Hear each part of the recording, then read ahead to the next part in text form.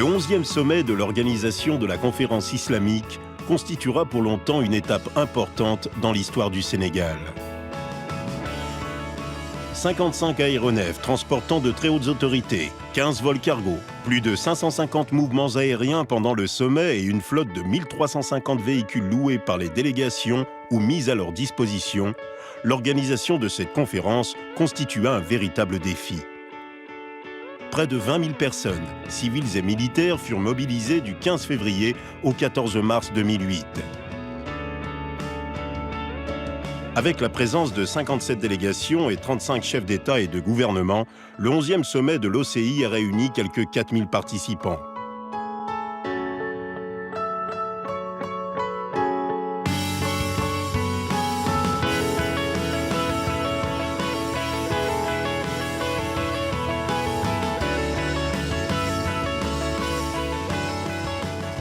Elle fut marquée par des succès diplomatiques importants, dont la signature du protocole de paix entre le Soudan et le Tchad et l'adoption d'une nouvelle charte de l'OCI.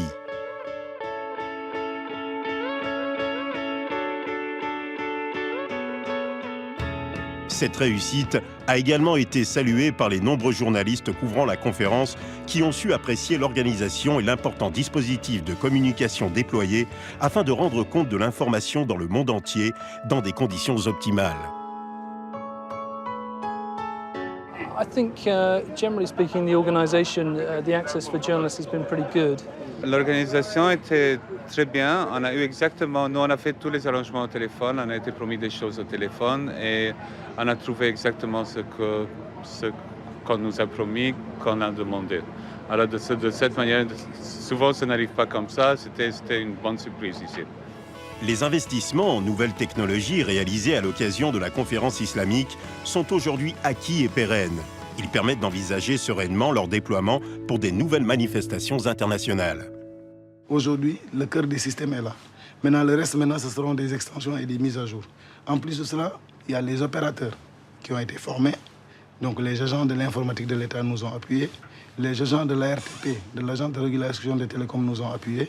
Ces personnes qui ont été formées à l'utilisation de ces nouvelles technologies aujourd'hui sont disponibles au Sénégal.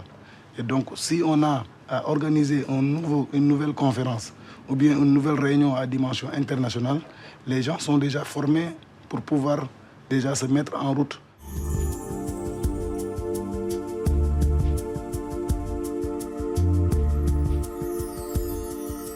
En saisissant l'opportunité de son engagement à assurer le succès de la 11e conférence islamique au sommet, le Sénégal a réalisé d'importants chantiers structurants, et ce, en moins de 4 ans. En effet, afin de répondre au cahier des charges de l'OCI, il était indispensable de disposer d'infrastructures routières et hôtelières de haut niveau. Le 11e sommet de l'OCI a donc été le déclencheur de ces travaux d'envergure qui concourent aujourd'hui à transformer le visage de Dakar.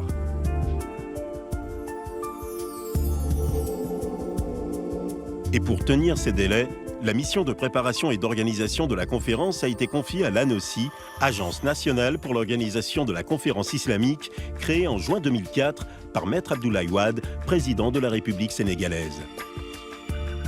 À la tête d'une équipe composée d'une centaine de jeunes gens aux talents complémentaires issus de la fonction publique comme du secteur privé, Abdoulaye Baldé et Karim Wade ont su mobiliser les Sénégalais, l'administration et les entreprises nationales, mais aussi de nombreux investisseurs nationaux et étrangers autour de l'ANOCI. La conjugaison de ce dynamisme et de cette volonté de mettre le Sénégal sur les rails d'un nouveau développement a ouvert la voie de l'émergence économique et sociale et a d'ores et déjà inscrit le pays dans une ère nouvelle. Pour relever ce challenge unique en un temps record, l'ANOCI a été amenée à repenser l'ensemble des infrastructures de la capitale, à conduire et à accompagner ces chantiers. La mise en place des structures de fonctionnement de l'ANOCI a répondu à la volonté clairement énoncée de faire de l'organisation du 11e sommet de l'OCI un modèle de transparence, d'efficacité et de bonne gouvernance. Les nombreuses rencontres, réunions ou séances de travail avec les partenaires, bailleurs de fonds, investisseurs privés, ont ainsi permis de lever les fonds nécessaires à la réalisation des infrastructures indispensables à la bonne tenue du sommet. En ce qui concerne le réseau routier, au-delà des impératifs de fluidité et de sécurité pour les délégations participant au sommet, il s'agissait d'améliorer durablement la mobilité urbaine de Dakar. Premier projet routier, l'élargissement de la Corniche Ouest en 2 fois 2 voies. Il a été réalisé en 2 étapes.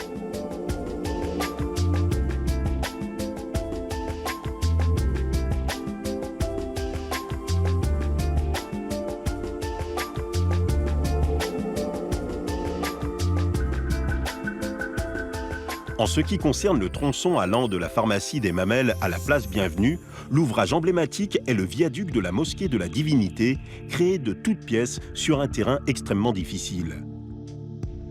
Sa réalisation a fait appel à une technicité très particulière pour atteindre des dimensions exceptionnelles de 700 mètres de long pour 16 mètres de haut.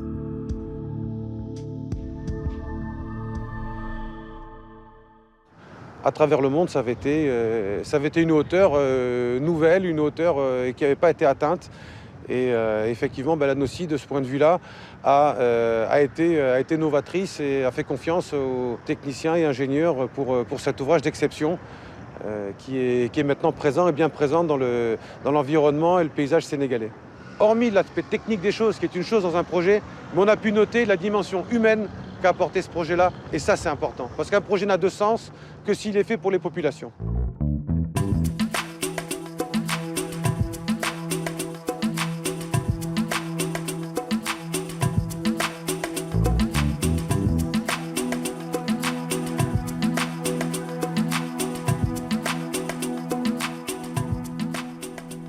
On gère ici une usine de poissons là-bas. Mais à l'époque, quand il dit à une voiture il faudra amener le produit au niveau de Ouakam Pêche, il te dit non parce que la route, pour pas traverser là-bas, il y a tous les problèmes du monde. Il y avait même des problèmes pour louer une voiture parce qu'il refusait totalement de venir ici.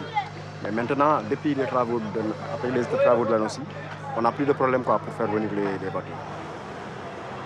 Aujourd'hui, le trajet, c'est 15 minutes. On a gagné facilement une heure de trajet. Ce qui est très important en termes économiques au niveau de la facture de consommation de gasoil et de tout ce qui est hydrocarbures. Et on voit que cette volonté, aujourd'hui, continue avec des projets tels que l'extension de la VDN, l'autoroute et tout un tas de projets structurants qui vont amener le Sénégal dans la voie du développement. L'autre tronçon allait de la Stèle Mermoz au bloc des Madeleines. Nous avons eu à réaliser 3 trémies, qui sont des ouvrages ponts souterrains.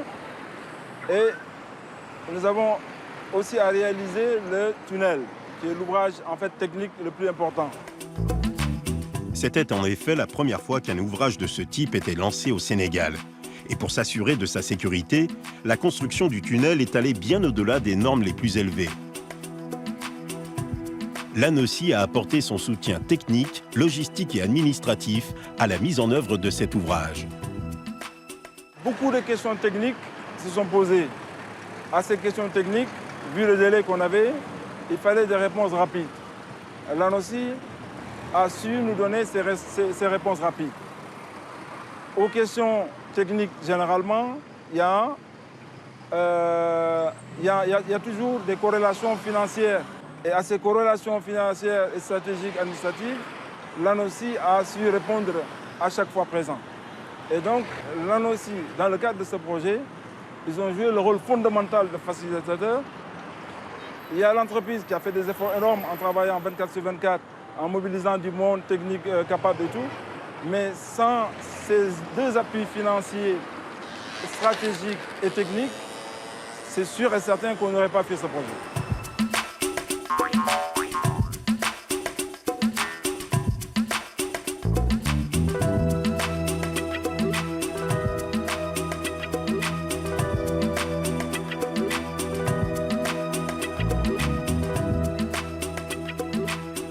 Parallèlement à ces ouvrages, la Corniche Ouest de Dakar fait l'objet d'un aménagement paysager adapté au milieu et tenant compte des spécificités des zones traversées.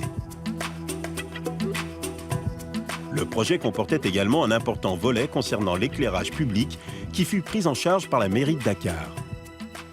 La mairie de Dakar a accompagné l'ANOCI dans la réalisation de ces projets routiers en prenant en charge l'ensemble des installations d'éclairage public. Cela porte sur la mise en place de 1500 points lumineux qui ont permis d'améliorer de façon considérable la sécurité le long des axes routiers ainsi aménagés. Et aujourd'hui, Dakar peut se vanter de disposer d'une des plus belles corniches d'Afrique. La corniche aujourd'hui, c'est vraiment une fierté pour le Sénégal et pour Dakar. Aujourd'hui, je pense que c'est un ouvrage comme la corniche qui est réalisé, rend beaucoup plus fluide le trafic à Dakar. La population, elle aussi, salue les travaux mis en œuvre. Aussi bien les usagers de la corniche que les riverains dont le quotidien est largement amélioré. Du café de Rome, qui se trouve sur le boulevard de la République. À Fanok, nous on le faisait en 1 heure, aux heures de pointe, 1h30 aux heures de pointe, à cause du marché de Soumbédioune et du trafic. Mais maintenant, nous le faisons en 7 minutes maximum, en respectant aussi les panneaux de signalisation, la vitesse normale. Mais c'est un avantage de taille vraiment. Ça a facilité la traversée parce qu'on porte beaucoup de bagages, nous les pêcheurs. Et on ne peut pas traverser avec les voitures pour raison de sûreté. Bon, ça a changé quelque chose, quoi.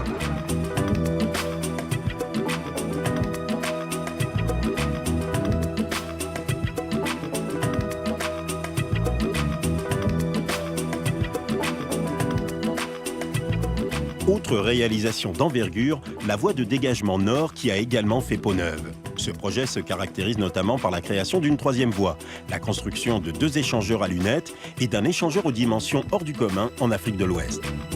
Le projet de la voie de dégagement nord, communément appelée la VDN, est né à l'occasion de la conférence islamique. L'objectif des autorités qui ont initié ce projet participe à la fluidité de la circulation pour les besoins, bien sûr, immédiats de la conférence, mais à long terme, les populations de Dakar. Normalement, c'est des projets qui doivent se réaliser entre 18 et 24 mois, mais compte tenu du temps qui était très court avant le sommet de l'OCI, il a fallu vraiment faire preuve de grande prouesse pour pouvoir les réaliser en 12 mois. Le fait d'avoir de bonnes routes, d'avoir le tunnel et tout ça, je pense que c'est une bonne idée. Ouais. Et moi, je pense qu'on aurait dû avoir ça depuis longtemps. Oui, depuis longtemps. La VDN, la route qui mène aux Almadies, l'autoroute, nous gagnons un temps considérable sur nos déplacements. En tout cas, c'est impeccable. Et même, je dirais, impeccable pour les générations futures.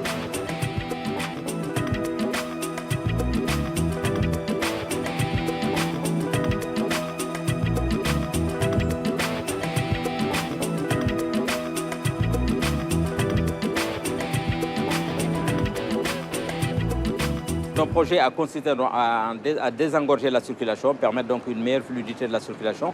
Et parallèlement, on a cherché à résoudre également le problème d'assainissement. Parce que, bon, bien sûr, l'eau, c'est l'ennemi de la route. Il fallait donc éloigner l'eau qui tombe sur la route, il fallait donc l'évacuer. Et parallèlement aussi, on a essayé d'assainir un petit peu l'environnement immédiat du projet et pour pallier au problème d'inondation qu'on avait l'habitude de voir dans les temps. Il n'y avait aucun système de collecte de ces eaux-là. Aussi bien le terre-plein central que les abords immédiats de la route, il y avait de l'eau un peu partout. Nous avons collecté, nous avons mis en place un système d'assainissement qui est fonctionnel. Comme pour la VDN, la corniche a fait l'objet d'un vaste programme de collecte, d'évacuation et d'assainissement des eaux. Beaucoup d'inondations qui se faisaient à partir de Malixi, à partir de l'université et à partir de Aimé Césaire, on ne les verra plus. D'ailleurs, la saison passée, tout le monde a constaté qu'il n'y avait pas de stagnation d'eau au niveau de la corniche. Et aujourd'hui, vraiment, l'hivernage passé, le système a bien fonctionné. On n'a pas eu les inondations. En tout cas, sur cet axe, les inondations qu'on avait l'habitude de voir.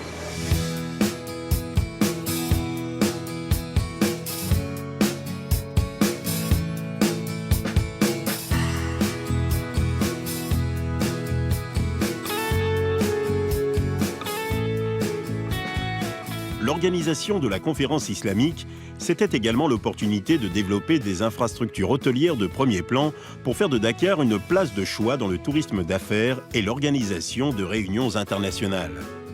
Pour recevoir les plus hautes personnalités participant à la 11e conférence islamique au sommet, l'hôtel Méridien Président a été rénové dans des délais records, en mobilisant jusqu'à 500 personnes. C'est le Royaume d'Arabie Saoudite qui a financé cette rénovation. Les 364 chambres ont été ainsi remises à neuf et modernisées. Le Palais des Congrès, quant à lui, a vu sa capacité passer de 650 à 900 places.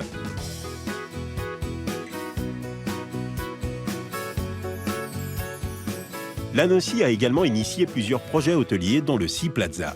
Ce projet fait partie des envies de la ville de Dakar et les envies du Sénégal de développer cette clientèle de tourisme d'affaires. Et notre activité va tourner autour de cette clientèle.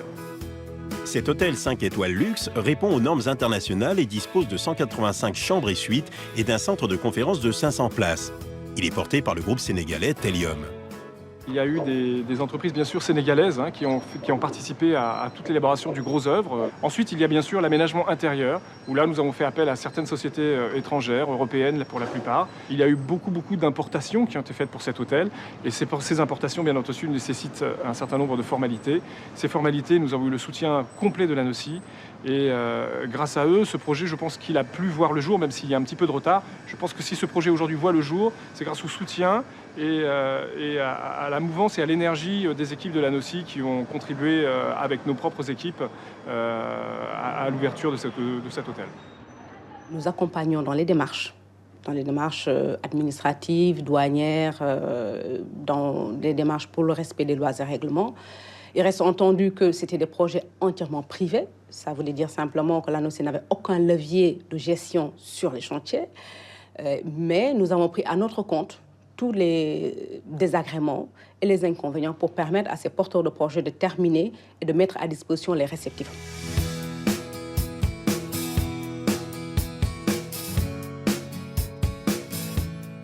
Autre exemple de projet hôtelier initié par l'ANOCI, le Terroubi. Propriété du groupe possédant le restaurant gastronomique du même nom, l'hôtel Terroubi est un réceptif 4 étoiles luxe de 112 chambres disposant d'un centre de conférence de 300 places ainsi que d'une marina. Le Terroubi est né d'un désir d'avoir un réceptif accueil de qualité à Dakar. Et donc on a eu l'appui de l'ANOCI qui nous a accompagnés pour la mise en place de ce projet, afin de créer un hôtel haut de gamme et qui s'inscrit dans la vision du Sénégal de pouvoir capter une clientèle de luxe à Dakar. Il faut savoir que c'est un projet qui existe depuis un certain nombre d'années, mais qui n'a pu voir le jour que grâce à l'appui de l'ANOCI. Donc on a mis un peu plus de 18 mois pour réaliser l'hôtel, ce qui est un exploit. C'est d'autant plus un exploit pour nous qu'il a été entièrement réalisé par des entreprises sénégalaises. Et ça, c'est une grande fierté quand même.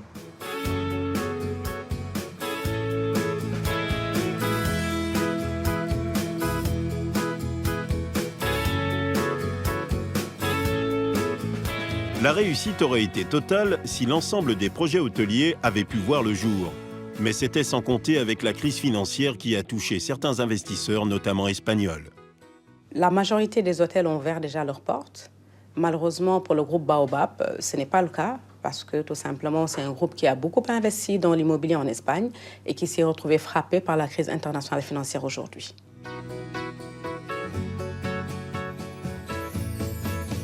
Nouer avec chaque Sénégalais un partenariat pour la réussite du sommet, tel était le challenge que s'étaient fixé les autorités de l'ANOCI. À l'arrivée, ce défi a été relevé au-delà de toute espérance grâce à un effort particulier d'information, de sensibilisation et de mobilisation des populations. Mais au-delà de cette implication, le sommet de Dakar fut également un formidable foyer d'emploi qui permit aux jeunes Sénégalais de valoriser leur savoir-faire, notamment dans le secteur hôtelier. En phase construction, en moyenne, les chantiers tournaient autour de 700 personnes. En phase exploitation, le coefficient c'est 1,2, c'est-à-dire si l'hôtel fait 300 chambres, c'est 300 qu'on multiplie 1,2 en termes d'emplois créés directs. Donc l'ANOCI a été aussi porteur d'emploi.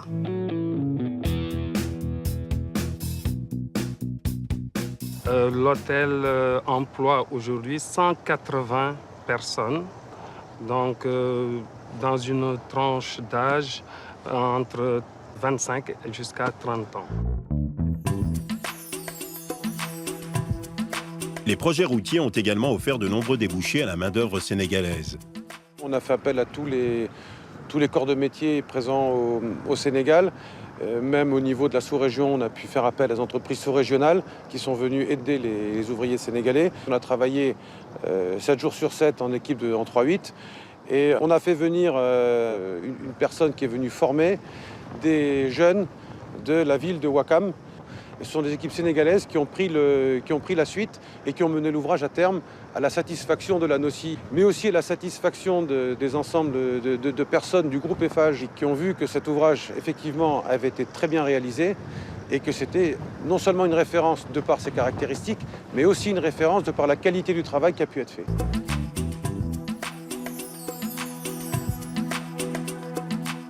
Nous avons eu à faire appel à pas mal de sous-traitants locaux. On a fait travailler pas mal de PME sénégalaises, surtout en ce qui concerne le génie civil principalement. Tout ce qui est assainissement, bordure, tous les travaux annexes. Nous avons fait appel donc à des sous-traitants sénégalais, au moins peut-être 4 à 5 entreprises sénégalaises. Au pic de ce projet, sur le plan main-d'œuvre, nous avons avoisiné les 600 personnes, entre ingénieurs, ouvriers. Si nous incluons le personnel des sous-traitants, on n'est pas loin des 1000 personnes. Les chantiers de l'OCI ont donc concouru à la création d'emplois qualifiés. Ce fut l'opportunité pour de nombreux jeunes d'acquérir une formation complète et d'occuper un emploi. Nous allons avoir à peu près 247 employés à terme. Et sur ces 247 employés, plus de 95% sont du personnel sénégalais. Nous avons voulu donner une chance à une certaine jeunesse qui aujourd'hui n'était pas forcément avec un emploi ou pas forcément avec une formation. Aujourd'hui, le personnel qui n'a pas forcément de formation va l'avoir et va l'acquérir avec nous. On va les former et on va leur donner en effet un métier. Satisfait, c'est extrêmement important. Dans un premier temps, bien avant l'ouverture, l'ANOCI a envoyé dans les réceptifs de la place des employés qui ont subi une formation, je peux même dire une remise à niveau. Nous avons au niveau de l'ANOCI initié un programme de formation de 429 jeunes, tous dévoués au métier de base de l'hôtellerie et de la restauration et connexes. J'ai bénéficié de la formation de l'ANOCI avec l'AFPA. L'ANOCI m'a aidé à parfaire mes connaissances au niveau de l'hôtellerie. Également, au niveau des langues aussi, ça m'a permis de me perfectionner, surtout du côté de l'anglais. J'ai été contactée en fin avril par le Terroubi. J'ai fait le stage de 3 mois. Ils ont été satisfaits de ma formation et ils m'ont recruté après. L'apport de ces réalisations, de ces nouvelles ressources et de ces technicités ont non seulement permis au Sénégal d'acquérir une expertise et un savoir-faire certain, mais aussi de le faire savoir et de le valoriser aux yeux de tous. C'est très important de mettre en valeur le savoir-faire du Sénégal parce que ce savoir-faire, il est présent. Il y a aujourd'hui une génération jeune, très motivée, dynamique. Et nous nous sommes beaucoup appuyés sur cette dynamique sénégalaise. Cet ouvrage nous a permis de former des équipes sénégalaises, des équipes ouest-africaines qui sont maintenant détentrices de ce savoir-faire. Et ces équipes sont à même de pouvoir l'exporter et de pouvoir développer cette technique au travers de la sous-région. Il y a une bonne expertise au Sénégal et pour beaucoup de travaux très compliqués, nous sommes outillés au Sénégal en personnel pour réaliser cela. De par sa taille, de par la complexité, de par la technicité que ça demande, disons que ça permet de mettre en exergue un peu le savoir-faire sénégalais. À terme, le Sénégal va être véritablement un pôle de développement, un leader, quelqu'un vers qui on se tournera pour la réalisation des ouvrages d'infrastructures de ce genre. Parallèlement à ces réalisations lourdes, et dans l'objectif de maximiser les retombées du sommet, le Sénégal a mis en œuvre de nouveaux grands travaux structurants, avec notamment les chantiers de l'autoroute à péage à la sortie de Dakar et celui du nouvel aéroport Blaise Diagne, dont l'ouverture est prévue en 2010.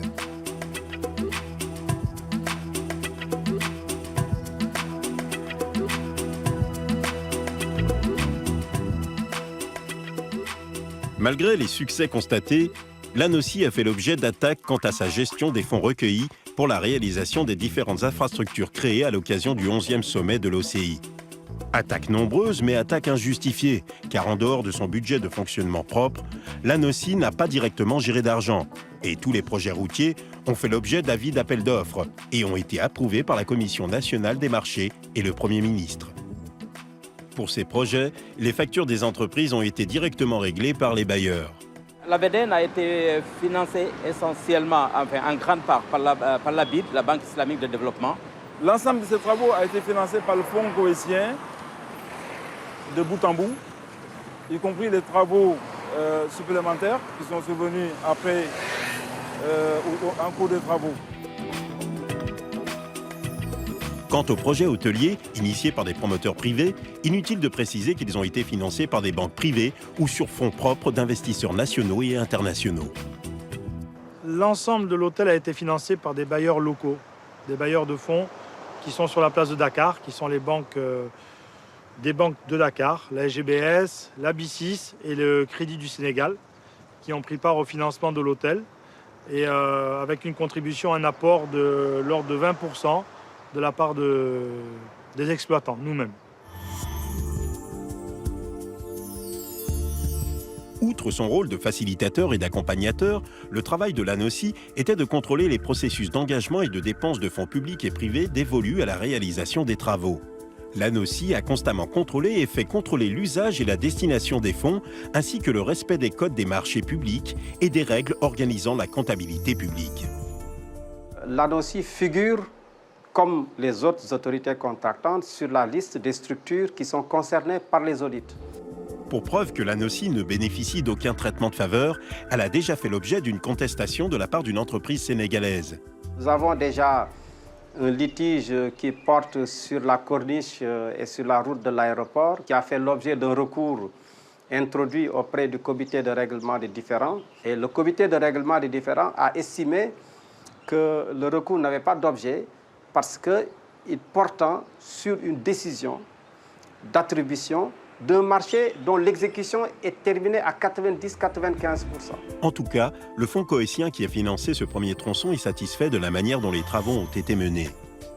Most of our projects in Senegal executed in a unique way, especially the Corniche project, where if we see the time we spend on the construction of the site, the time we started,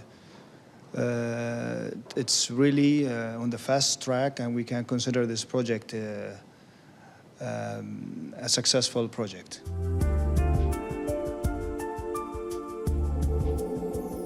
Pour la première fois dans l'histoire du Sénégal, une équipe chargée d'organiser un sommet a régulièrement rendu compte de l'exécution de sa mission et s'est elle-même imposé un contrôle permanent.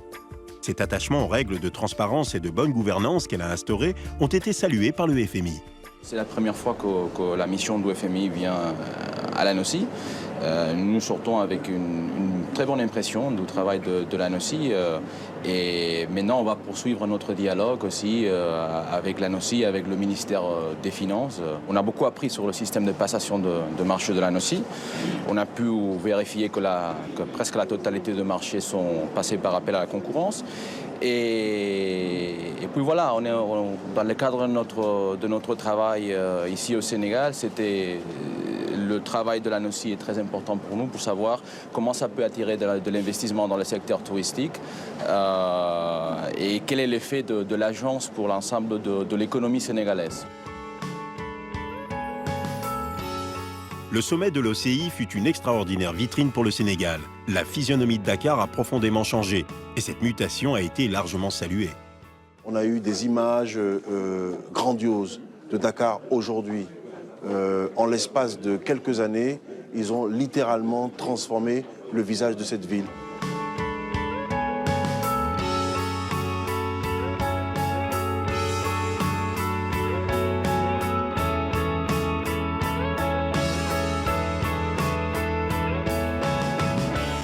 Les démarches entreprises par les équipes de l'ANOCI ont permis de mobiliser des fonds et des acteurs économiques pour des projets qui vont au-delà du sommet. Cela s'inscrit dans un processus qui ancre définitivement le pays sur la voie de l'émergence économique. Pour gagner la bataille du développement, il fallait d'abord gagner la bataille des infrastructures. Et l'ANOCI a énormément investi sur les infrastructures. Les atouts aujourd'hui du Sénégal, c'est sa position géographique. Si on considère que Dakar est à 5-6 heures des capitales européennes, Si on considère la stabilité politique et les infrastructures qui viennent d'être développées, on peut dire qu'on aura grandement contribué au positionnement du Sénégal dans la sous-région. Le Sénégal est amené à encore se développer. Aujourd'hui, il y a une croissance au niveau, on le sait par rapport aux arrivées à l'aéroport, il y a une croissance de plus de 6% par année. Et cette croissance n'est pas amenée à s'arrêter. Donc je pense que Dakar va continuer à être un moteur pour l'Afrique de l'Ouest. Dakar est en plein développement, en pleine mutation, en plein changement. Énormément de travaux ont été entrepris pour tout ce qui est infrastructure, hôtelière, routière, capacité d'accueil, congrès, aéroport, etc. Et je pense que dans les années à venir, Dakar occupera une place très très importante au sein de l'Afrique de l'Ouest et pourra continuer à se développer. Depuis cette importante conférence islamique qui s'est passée à Dakar, énormément de manifestations se passent à Dakar.